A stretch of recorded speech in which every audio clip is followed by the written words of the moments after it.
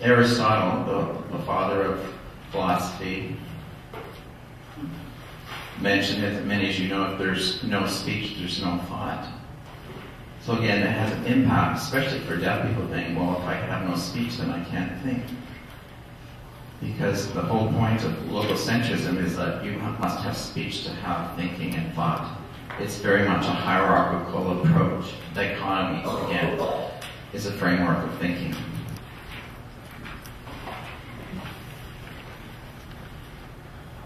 So back in medieval times, people believed that Earth was the center of the universe. And that we had the sun rotate around the Earth. This is what people believed. So if I look at that in parallel to speech being the center of language as a universal language. So speech is the center of the universe. We have the sun that's worshipped, and the gods that worship the sun and look up to the sun. And that logos now becomes the center of the universe. And over here we will have a blind spot. And in the blind spot, there are others that are in this blind spot. And those are the margins that I spoke of earlier. The minorities, black people, deaf people, blind people, homosexual community, all of that, the minorities. So the logos were the center of the universe, and the rest of the people, or the rest in the margins, were referred to as the others.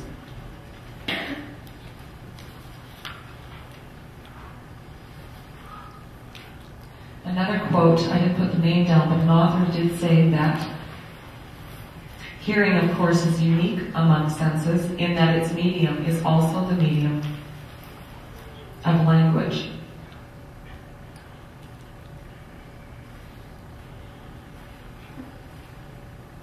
So when we look at all of the senses that we have, the 5 senses that we have,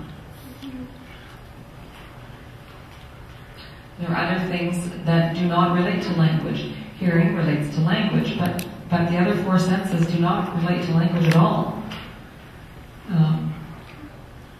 Touch is part of language, but all of those other senses are overlooked.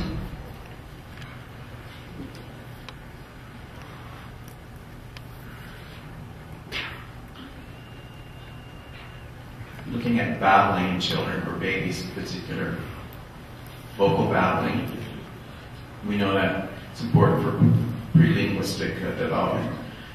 And looking at it as it applies to ASL, babies that use ASL.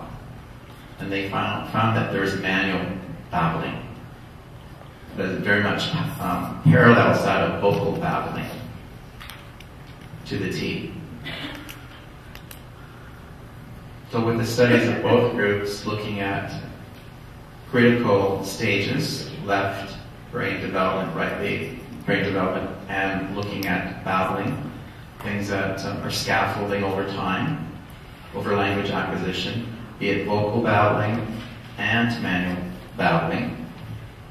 They're critical stages where the brain basically has its own internal time monitor where it just turns on like a switch, be it vocalization or manual babbling. There is an internal switch that the brain controls to turn on the developmental stages. Modality isn't critical, it's internal to the child's timing.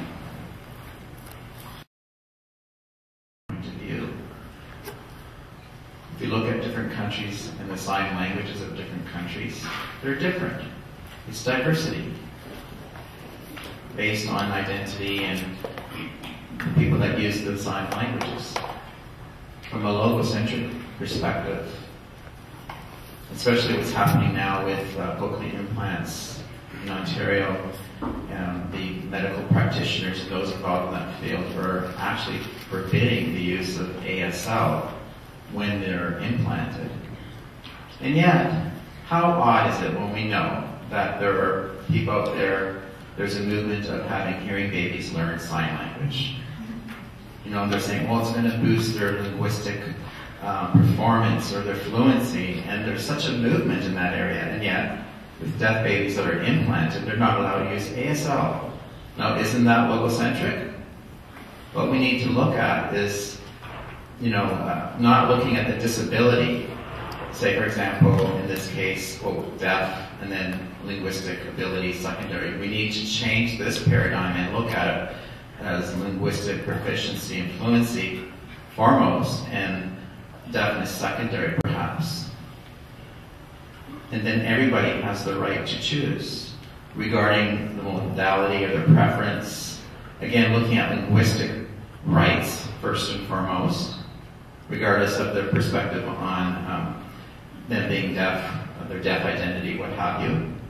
So when we look at the case of implanted children and exposure to language, they could have exposure in ASL or spoken language. That would be the option parents would provide for their child.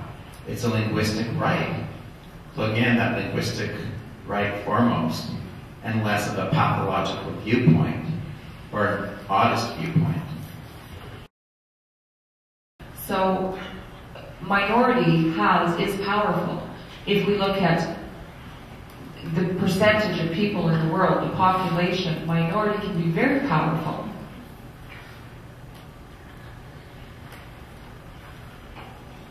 Minority is a word. It's a word that's used to label groups of people. So again, I'm going back to the whole idea of emphasizing the words that we're using. When we look at language, we all have a language, we all use a language. Let's not emphasize the word sign or the word this. And consider dominance and control. Consider all kinds of things that are happening around you at the same time.